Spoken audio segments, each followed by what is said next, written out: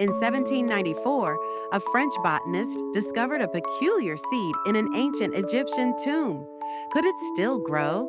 After 3,000 years, it seemed impossible. Yet, when planted, the seed sprouted, defying time itself.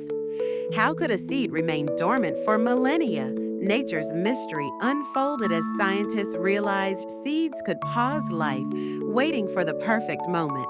This phenomenon, known as seed dormancy, amazed the world. The ancient plant, a symbol of resilience, thrived, reminding us of nature's patience. Curious about more wonders?